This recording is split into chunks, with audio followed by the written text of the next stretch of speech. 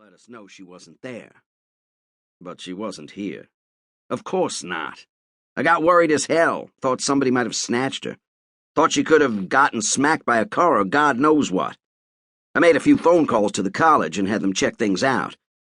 She cashed 3 big checks the day before she took off, cleaned out her checking account.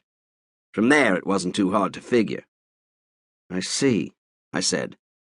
You assume she left on her own? Sure. Hell, she must have. Cleared out with her money and a suitcase full of her clothes. Those checks added up to a little over $1,000, Roy. Not enough to retire on, maybe, but enough to go about as far as she would want to go. You can go around the world on $1,000. I put out my cigarette. Why would she want to go? Damned if I know. Hell, maybe she had reasons. She wasn't doing too well in school, according to what they told me. Barb was always a smart kid, but she's never been much of a student. She was failing a course or two and not breaking any records in the others.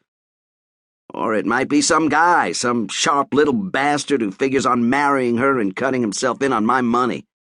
That's why I've been sitting on my hands, figuring I'd hear from her, get a call or a wire saying she's married. But that hasn't happened. He shook his head. How old is she, Edgar? 21 in March. That makes marriage less likely, I told him. It's December now. You'd think she'd wait until she's 21 to marry without consent, especially with only 3 months to wait. I thought of that. But she's impulsive, hard to figure. I nodded briefly. Is the school investigating? Not their job. They checked around town, but that's all. And you haven't called the police? No. Why not? He looked at me. A batch of reasons, he said. First off, what cops do I call? Radburn's in some town called Cliff's End. I think it's a ghost town when the college closes shop for the summer. They've got a 3-man Mickey Mouse police force straight out of the Keystone Cops. They can't do a hell of a lot. Neither can the New York cops. She isn't here in New York. Or if she is, there's no way to know about it. The FBI? Hell, it's not a kidnapping. Or if it is, it's a hell of a funny one. He was right. That's not all, he went on. I'm rich, Roy. Every time I spit, one of the tabloids finds room for it. I don't want this in the papers. Maybe it's perfectly innocent. Maybe Barb just took off for a week or so and nothing's wrong. But as soon as I yell for the police, Barb's got herself an ugly reputation for a long time. I don't want that. He paused. That's why I called you, he said. I'm scared to pick out an ordinary private detective. I've used plenty of them in my business, and I know which ones you can trust. And even the big agencies have operatives who talk too damn much. And you never know when one of their boys is going to hit a situation with blackmail potential and open up shop for himself. I need a friend, somebody I can trust all the way. And you want me to find her? That's it. I thought about it. It's no easy matter to turn up a missing person.